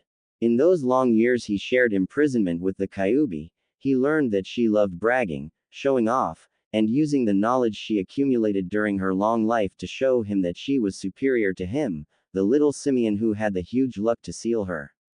It was only matter of time she explained what she was doing here. XXX. Naruto was pouting. He had just told Sakura his great plan to cheat in the Chunin exams, although he had a feeling it was a bad idea. They were running short of options. They were nearly out of time. Sasuke was still very weak, he tried to hide it, but he could see it. Sakura ninja's skills were still inexistent, and he was feeling weak from the unsealing ritual, so he had told his plan to Sakura, and tried to open the Earth Scroll, but that Kabuto guy from the written exam had appeared from nowhere, and prevented him from opening it. Where did the guy come from? Dad assured that no mere genin would be able to enter our campsite without triggering one of his traps. Is the guy that good? Naruto thought. While Naruto was thinking about it, and ignoring the lecture Glasses guy was giving about that if you opened the scroll you would be stuck in an hypnosis jutsu, Sasuke returned from his quest for water, and confronted Kabuto about his motives. Sasuke said that if he wanted to steal their Earth Scroll, he would have done it already. So he had a different intention. Naruto said nothing but noted the hidden insult. He was skilled enough to protect their scroll. Thank you very much. Sasuke asked Glasses guy if he needed the Earth Scroll like them. And Glasses guy showed a set of scrolls. Was he stupid? The guy knew they needed a Heaven Scroll. Naruto moved his head sideways to the right, adopting his clueless expression while he evaluated the situation. The guy was alone with a set of scrolls. They were 3-1. Naruto decided against it. Glasses guy was a leaf nin like them, managed to pass through his father traps, and helped them avoiding a critical mistake. Add to that he was not afraid to show them his scrolls. Glasses guy was bluffing, or he was a powerful comrade. Better not antagonize him. Glasses guy was leaving when Sasuke challenged him to a fight for his scrolls. Well, they were really desperate, but Sasuke was wrong in his methods. With his experience as a prankster, he knew that if they wanted to play dirty, they should have attacked with no warning. Not that he approved about attacking a fellow Leaf Nin. Naruto was going to protest about it, when he felt it, a minor pull to his middle finger in his left hand. Someone had triggered a warning trap, someone was watching them. XXX. The Kyuubi closed the panel she was working in, and approached where the fourth Hokage was waiting. She knew that he wanted to know what she was doing here. Well, she wasn't planning to keep it secret. Hell, he could help in the repairs too. So, what brings the insufferable simian to my magnificent presence? She asked. I was wandering around, doing nothing of interest, when I found myself here. By the way, what are you doing here? And there it was, the question. Well, she would tell him, not without adding some cutting remarks in there. A girl needed her fun. Well, if you used your inferior eyes, looked to the wall, and managed to use your useless brain to deduce the truth, you would already know, you would have seen that we are inside your sun mind, in the hardware department to be more precise. Wasn't she great? She didn't answer exactly his question, provided helpful information and managed to irritate him in the process. Kyuubi 1 Human 0. The former Hokage crossed his arms, and glared at her, clearly annoyed at her. That doesn't explain what you were doing here. Did you look at the panel in the wall, idiotic baboon? The part where says that the macaque mind efficiency is at a mere 18%. I was fixing that. Aren't you the greatest of all yukais? Why are you lowering yourself doing that? Ouch. Kyuubi 1 Annoying Human 1. Foolish baboon, do you think I like being stuck in the clumsiest, dumbest, weakest macaque in existence? If I will lower myself to be stuck inside a stupid human, I want it to be a decent one. Phew. Great save. Kyuubi 2 Urchin Head 1. The human was covering his ears due to her exceptional volume. Excellent. Was that worth another point? Perhaps. The human asked, so how that Naruto's mind is only working at 18% efficiency? Oh, great question. Kyuubi 2 Smart Human 2. That, foolish human, is due to the macaque inability to fully integrate and use the incredible power my exquisite presence provides. His weak and insignificant brain was unable to integrate my demon chakra to his system. Even worse, his brain clumsy attempts damaged it to the sad state in front of you. She avoided the blame for it. Excellent. Great. Kyuubi 3 Baboon 2. Are you saying that your chakra damaged Naruto's brain? The former Hokage asked, obviously upset about it. The Kyuubi chuckled. The human was hyperventilating, but he managed to place the blame where it rightfully belonged. Magnificent me 3 Hyperventilating Simian 3. Yes, idiotic simian, my chakra was a factor for the sorry state of the simian mind. Are you happy? Damn it, she fell into his trap. Semicolon. Kyuubi 3 Infuriating Blonde 4. The simian seemed to think about her statements, and asked the following, when you finish with it, he would be a super genius then. Not exactly. His efficiency is lower than normal because his brain is unable to control the improved body he has thanks to my great presence, not because he is stupider than normal. He can't control things like the regeneration, the stamina, his chakra control is really bad, he is physically unable to do a normal bunshin, he is also incapable to do genjutsu, his pulse for throwing weapons is really messed up, his reflexes are crap, hell, his brain is incapable to wake his bloodline limit too.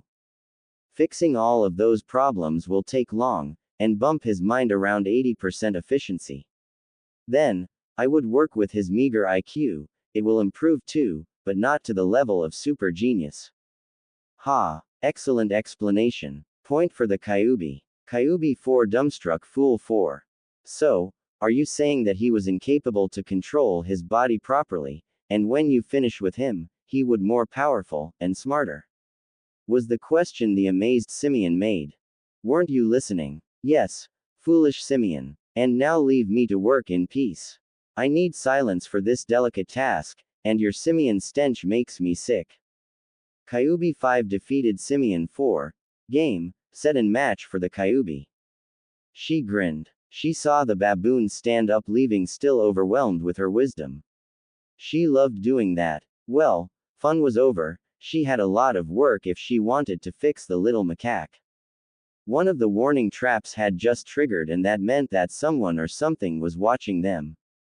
Naruto's mind was running at top speed trying to find a possible path of action. The lessons in the academy said that if there is enough time, is always better to read the situation, and the words Kakashi-sensei always repeated came to his mind. Reading underneath of the underneath.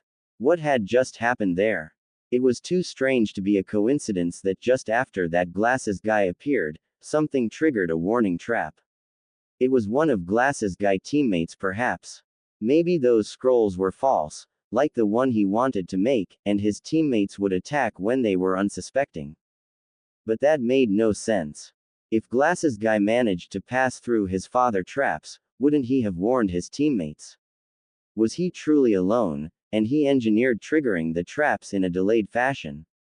Unlikely, but it was possible. What was more likely would be that Glasses guy was being followed. If his story was true, he was alone and with 2 scrolls. He was a perfect target.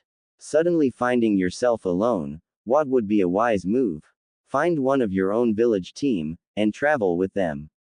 Especially if you had an enemy team after you.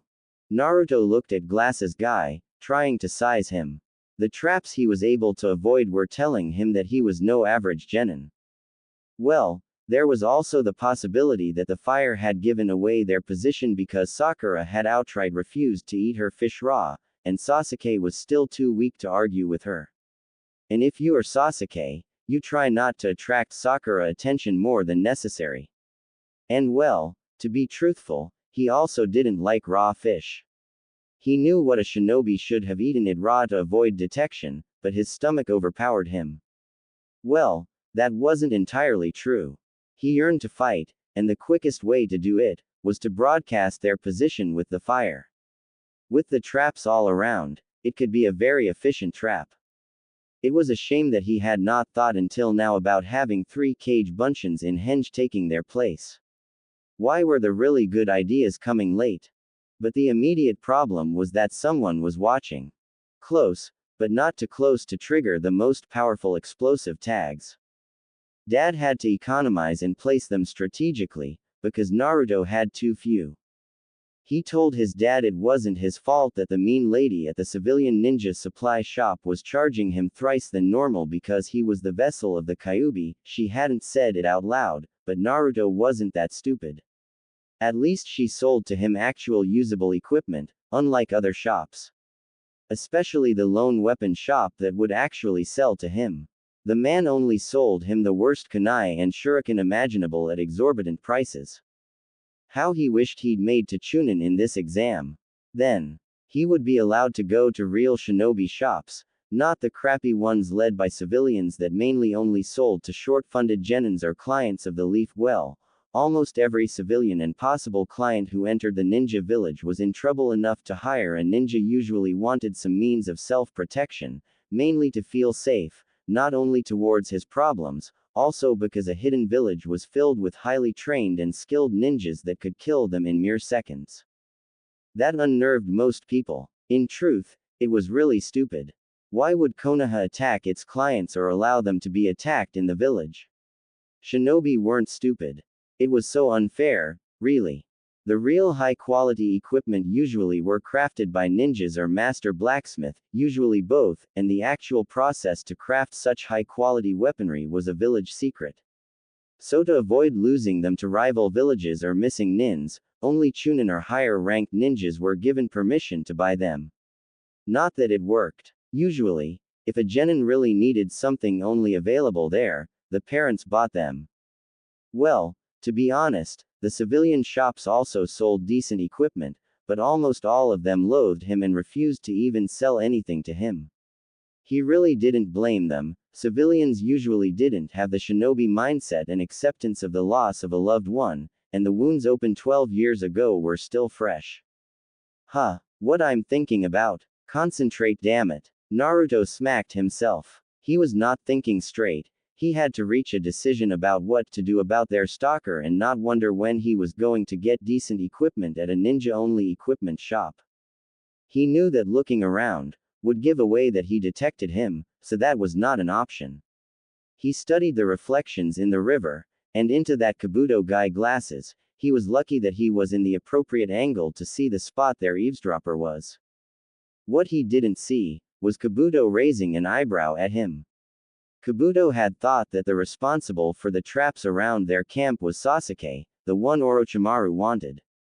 But when that pitiful Miss Genin who was following him approached, the one to get warned by the warning traps so cleverly hidden was the dead last Naruto.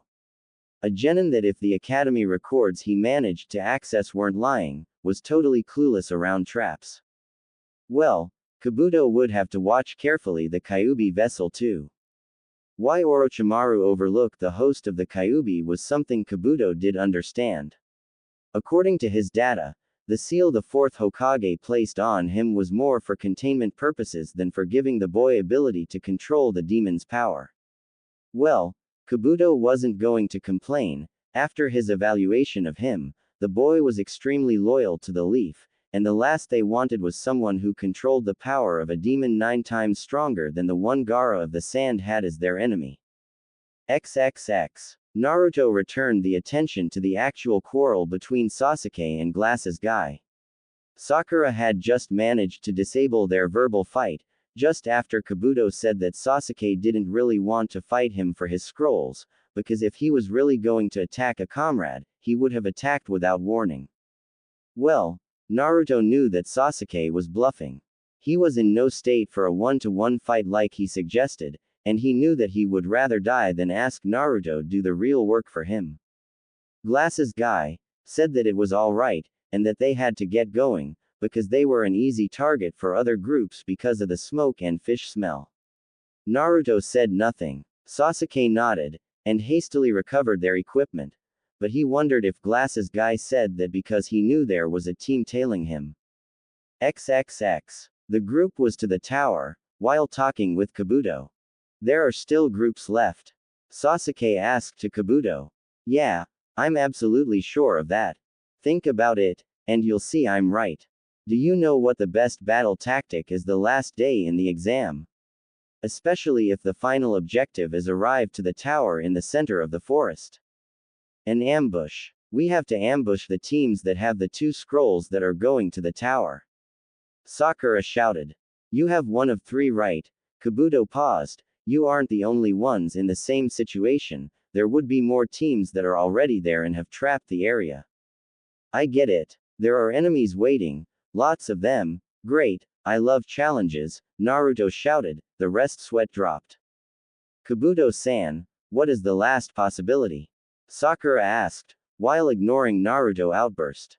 The collectors, ninjas who are above average, who attack every team they find to lessen the competition, that way, they usually have a good number of scrolls. Even after they have the scrolls to pass the exam, they wait to the last moment to rest and get rid of the competition to finish the exam. They usually give their extra scrolls to their village comrades. Kabuto paused to give his speech a more dramatic feeling. They are exceptional warriors, with high ambition. The worst threat. Sasuke smirked. I see. I now know why you stopped to talk to us. You are also afraid of them. Kabuto smiled at them, and gave an affirmative nod. Naruto said nothing, but he was still very aware that there was something trailing them.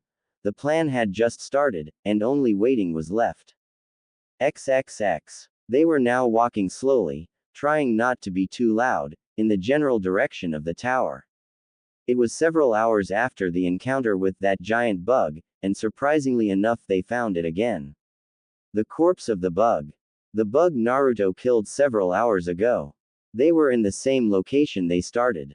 Kabuto pushed his glasses into position, while Sasuke told everyone the obvious fact that they were trapped in a genjutsu that made they walk in circles for hours.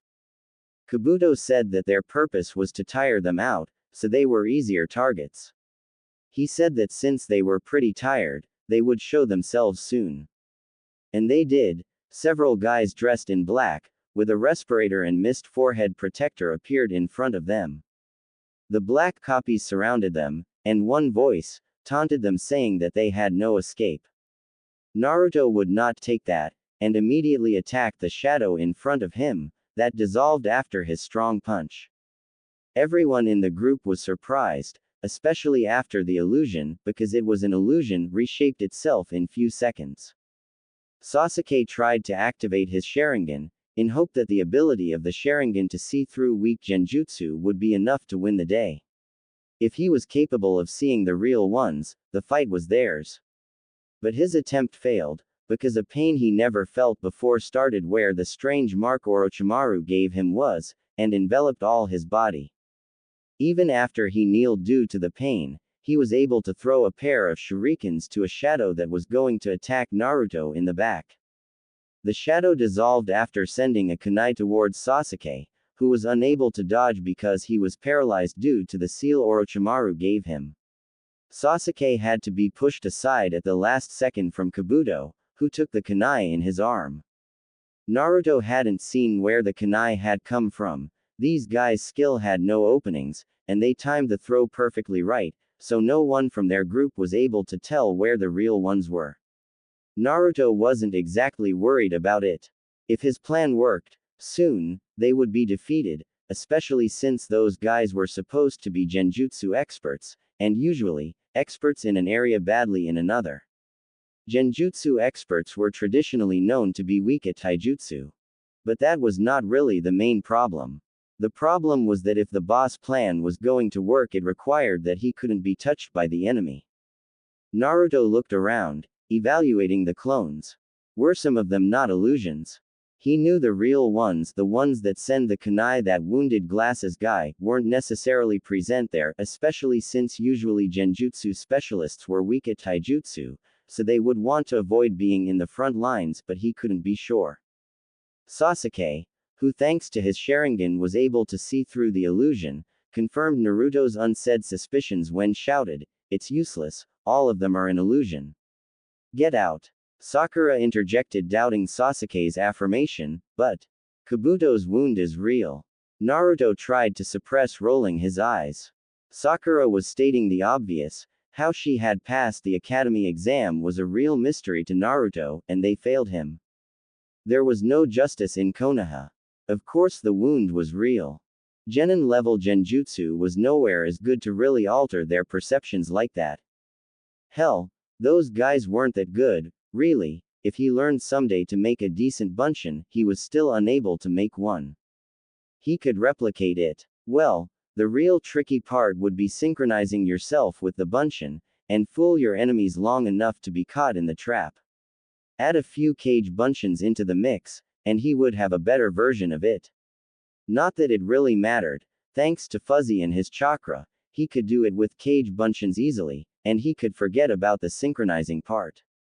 Naruto ignored Kabuto explaining to Sakura the fact that they were using the bunshins to cover their real position and confuse them. He had already deduced it. Naruto parried a pair of kunai with one of his. Avoiding was out of the question if he had to help the boss track their position. If he avoided them, the boss couldn't know which ones were real, and which was illusion, therefore he had to parry all of them while avoiding being hit. Naruto made a hand seal, and 3 cage bunshins appeared in around him. It exhausted him, but that way, even if all of them got hit, the boss would get to find 4 more real kunai between the false kunai parts of the illusion. How much more to wait before it was over? It took 15 minutes, but there was only one Naruto remaining again in front of those illusions, and then, a kunai he hadn't seen, reached his back. The Naruto in the clearing wasn't fast enough to react to Sakura's warning and got hit in the back. And the last Naruto cage bunshin poofed away. Sasuke and Sakura opened their mouth, dumbfounded. Where was the real one, then?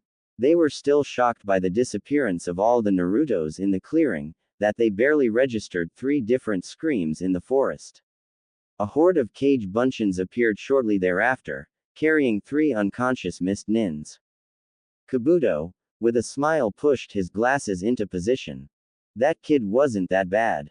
The boy detected their attackers hours ago with his traps, had found a good occasion to slip away undetected, and replaced himself with a cage bunchin. Of course, he wasn't fooled. After all, the boy was still a genin while following them several meters away, avoiding detection from his teammates and their attackers, silently searching for their enemy. To be honest, the fact that he took hours to finally find the mist nins, and only after nearly half an hour of being under attack, was really disappointing. The boy had a lot of holes in his technique, his stealth. He had been aware of his position the entire time, but he could see the potential. With that enormous chakra, he could become a real powerhouse. What really was interesting was Sasuke. He could understand why Orochimaru was interested in him. Sasuke was strong enough to stand up and fight 2 days after receiving a cursed seal. Impressive. His skill with the Sharingan, one of the strongest bloodlines in the leaf, able to copy jutsus in his strongest form, was an added bonus. Being able to activate it while having the heaven seal disrupting your chakra system was a feat in itself. The boy's accuracy and analysis were also good. The fact that he managed to land a hit to Orochimaru-sama was something he would not expect from a mere genin. And the girl was the worst ninja he had ever seen in all his Chunin exams. How her Junin instructor nominated her to take the exam was something he could only justify because the 2 boys needed a third teammate. Yes, she knew the basic jutsus, a lot of theory and above-average chakra control, but that was all she knew. Her skills as a front-line kuonichi were laughable. Her taijutsu sucked, her ninjutsu and genjutsu were non-existent. Kabuto reflections were interrupted with the loud shout of Naruto, telling everybody miles around that they now had the Heaven Scroll. Kabuto rolled his eyes. Naruto had potential, but he had a long way to go. Dash.